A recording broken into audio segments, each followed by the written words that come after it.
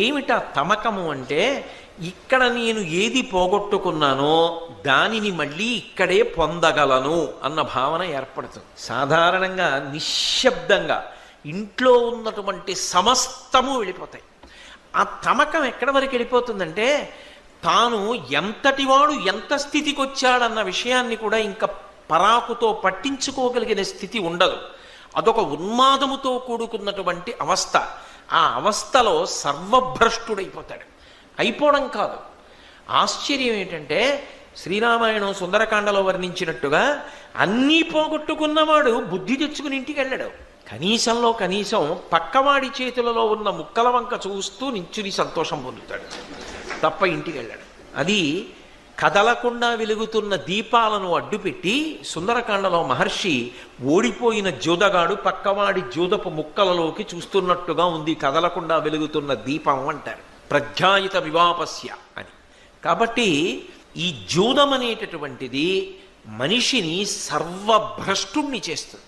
అసలు జూదం అనేటటువంటి వ్యసనము ఎవరి దగ్గర ఉన్నదో వాడి భార్య కానీ వాడి బిడ్డలు కానీ ఇప్పుడు ఈ క్షణంలో వాళ్ళు పొందుతున్న సంతోషం ఏదున్నదో అది ఒక గంట తర్వాత కూడా రేపు కూడా మనం పొందుతామన్న నమ్మకం ఏముండదు. ఎందుచేత అంటే వాళ్ళు 7 గంటలకి పొందినటువంటి సంతోషం 8 గంటలకి అంతరించిపోవచ్చు. కారణం ఏమంటే ఆయన జూదంలో సమస్తాన్ని పోగొట్టుకోవచ్చు. ధర్మరాజు అంతటి వాడు దీనికి అతీతుడు కాలేకపోయాడు.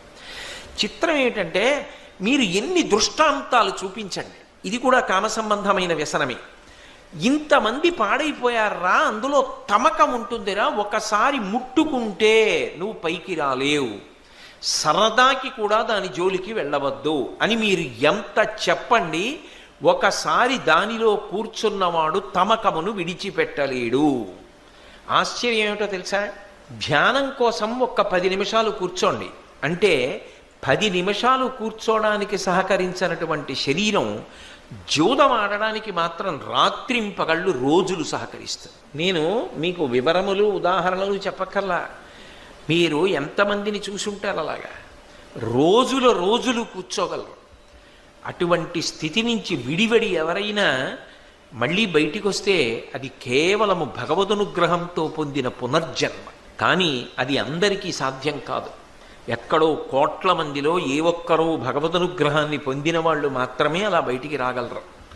అందుకే అసలు అటువంటి దాని జోలికి వెళ్ళవద్దు, అది పరమ ప్రమాదకరము. దాని చేత ఏమవుతుందో తెలుసా, తరువాతి కాలంలో కట్టుకున్న భార్య, కడుపున పుట్టినటువంటి పిల్లలు కూడా చీత్కరిస్తారు. అసలు లోకంలో నమ్మేవాడు ఉండడు.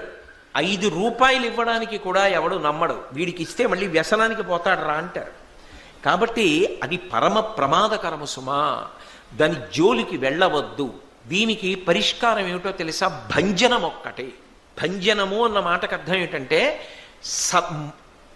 మూలంతో కలిపి సర్వనాశనం చెయ్యాలంతే. కొన్ని చూడండి, కొట్టి వదిలేస్తే చాలు. కొన్నింటిని కాల్చెయ్యాలి తప్ప అసలు ఆ రూపం ఉండడానికి వీల్లేదు. అంత ప్రమాదకరమైన వాటిల్లో ఒకటి జూదము. అందుకే అసలు దానికి ప్రవేశము ఇంటి యందు ఉండరాదు. నువ్వు ఇంట్లో ఏదైనా ఉంచుకో, చెట్టు బొమ్మ పెట్టుకో, పుట్ట బొమ్మ పెట్టుకో, కానీ సరదాకి కూడా జూదమాడడానికి సాధనమైన ముక్కలను తెచ్చి పెట్టవద్దు. అది ఆ తర్వాత తెలియక నీ కొడుకు ముట్టుకున్నా కూడా ఏ స్థాయికైనా వెళ్ళవచ్చు. దానితో పోల్చి మాట్లాడవద్దు. అసలు దానికి సంబంధించిన పారిభాషిక పదజాలమును ఇంట వాడవద్దు. ఇంట్లో విందు వినోదం జరుగుతున్నప్పుడు కూడా దాన్ని అంగీకరించవద్దు. కార్యాలయాలలో కానీ పవిత్ర ప్రదేశాలలో కానీ ఇటువంటివి జరుగుతున్నాయంటే నిర్మోహమాటంగా, నిర్దాక్షిణ్యంగా మూలం వరకు తీసేయవలసిందే, మూలపు వేరు త్రుంచేయవలసిందే. అక్కడ మాత్రం రాజీ పడవలసిన అవసరం లేదు. భంజనం ఒక్కటే దానికి ప్రధానము. అంటే అసలు దానికి స్థానం ఇవ్వవద్దు, ఇలా ముట్టుకునే ప్రయత్నం చెయ్యవద్దు, సరదాకి కూడా తేవద్దు, ఇంట్లో కూడా పెట్టవద్దు, దానికి ప్రతిరూపాన్ని కూడా ఇంట్లో ఉంచవద్దు. దానికి ఏవో కొన్ని పారిభాషిక పదాలు ఉంటాయి, అటువంటి పదము ఉచ్చరించడానికి యోగ్యమైన రూపాన్ని కూడా ఇంట్లో పెట్టవద్దు. నీ కొడుకు అడగచ్చు అదేమిటని, అది ఫలానా అంటే అది ఎక్కడ ఉంటుంది, ఫలానా చోట ఉంటుంది, అది ఏమిటి అంటే ఇది అని దానికి సంబంధించి ఆ ఆటకి సంబంధించిన వివరం ఏదో చెప్పినా వాడికి అనురక్తి కలగవచ్చు. అందుకే నాకు తెలిసినంత వరకు ఈ ఒక్క దాంట్లో మాత్రం ఏ ప్రభుత్వం కూడా చట్టబద్ధమైన పోటీలు నిర్వహించరు, బహుమతులు ఇవ్వరు.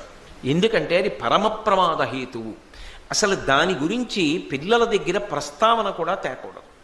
సరికదా, దాని పట్ల పరమ వైముఖ్యం కలిగేటట్టుగా మాట్లాడాలి. ఇప్పుడు మాట్లాడిన పిల్లలతో కలిసి మీరు వెడుతున్నారనుకోండి, రావి చెట్ల కింద రచ్చబండల దగ్గర ఇటువంటివి జరుగుతుంటాయి. అది ఏమిటి నాన్నగారు అని అడిగాడు అనుకోండి, మీరు చాలా వెంటనే జాగ్రత్త పరులైపోవాలి.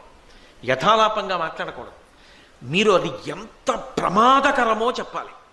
అసలు సమర్థన వాక్యం మాట్లాడకూడదు. అలా కనపడిన వాడి గురించి ఏ మొహమాటం లేకుండా పతనమైపోతాడు అది పట్టుకుని అనే మాట్లాడాలి. అప్పుడు ఏమవుతుందంటే దాని జోలికి వెళ్ళరు పిల్లలు. అందుకే కొన్నింటికి పరిష్కారమేమి భంజనము అంటారు. భంజనము అంటే అసలు దాని రూపము ఉంచవద్దు. ఇవన్నీ దేంట్లోకి వస్తాయంటే సుందరకాండలో సింహికాస్వ రూపంలోకి వస్తాయి. అందుకే హనుమ దాన్ని ఉంచలేదు, చంపి అవతల పారేశారంతే. అంటే భంజించడం వినా మార్గం ఉండదు. అటువంటి వాటిలో జూదం ఒకటి, అది కూడా కామ సంబంధమే. ఇంతకన్నా అసలు నేను దాని గురించి ప్రసంగం చెయ్యను. ఇక పానంబు, భగవంతుడు పరమాద్భుతమైనటువంటి శరీరాన్ని ఇచ్చాడు. ఇందులో గ్రహణశక్తినిచ్చాడు. ఎవరి స్థాయిలో వాళ్ళు ఏ విషయాన్నైనా పట్టుకోగలరు. ఒకడు ఒక్కసారి వింటే పట్టుకుంటాడు, ఒకడు 2 సార్లు వింటే పట్టుకుంటాడు, ఒకడు 5 సార్లు వింటే పట్టుకుంటాడు, ఒకడు 10 మాటలు వింటే పట్టుకుంటాడు, ఒకడు బాగా జ్ఞాపకం తెచ్చుకుంటూ ఉంటే గుర్తుంటుంది, ఒకడికి ప్రయత్నం లేకుండా అనుకున్నప్పుడు జ్ఞాపకానికి వచ్చేస్తుంది.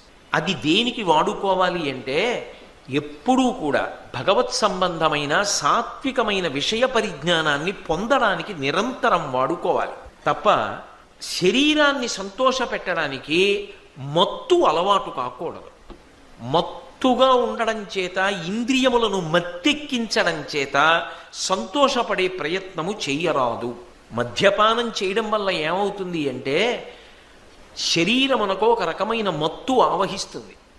ఆ మత్తు ఉన్మాదమైపోయింది అనుకోండి, ఒక పంది మురుగుడు గుంటలో ఎలా పడిపోతుందో అలా పడిపోవడానికి కూడా వెనుకాడడు. ఒక కుక్క భూమి మీద ఎలా పొరలాడుతుందో అలా పొరలాడడానికి కూడా వెనకాడడు.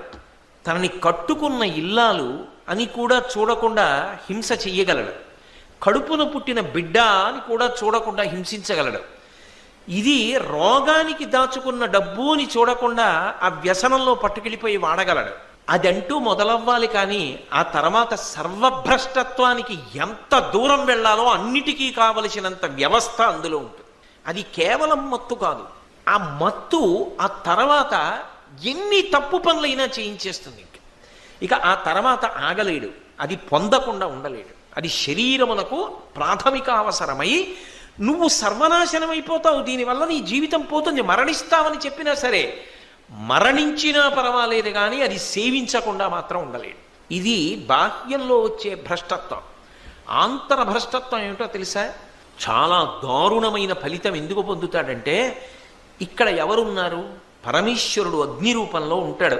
అహం వైశ్వానరో భూత్వా ప్రాణినాం దేహమాశ్రిత ప్రాణాపాన సమాయుక్తం పచాన్యన్నం చతుర్విధం.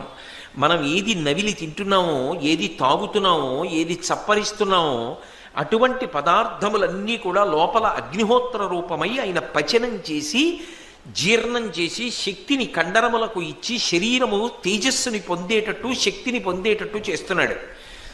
అక్కడ యజ్ఞం చేస్తున్నారనుకోండి, యజ్ఞకుండంలో అగ్ని ప్రజ్వరిల్లుతోంది. నువ్వు 4 మోదుగు పుల్లలు తెచ్చావనుకో మంచిది, 4 ఆవు పేడ పిడకలు తెచ్చావనుకో మంచిది, నువ్వు ఆవు నెయ్యి తీసుకొచ్చి ఇచ్చావనుకో మంచిది, నువ్వు ఏమీ ఇవ్వలేదు, ప్రదక్షిణం చేసి నమస్కారం చేసావనుకో మంచిది. కానీ అందులోకి తీసుకొచ్చి సారా పోశారనుకోండి, ఎంత ధూర్త చేష్టితం అది. ఇక్కడ యజ్ఞపురుషుడు అగ్నిహోత్రమై వెలుగుతున్నాడు. వెలుగుతున్నప్పుడు ఇందులోంచి లోపలికి సారా పోశాడనుకోండి, వీడేదో ఒక రోజున శరీరం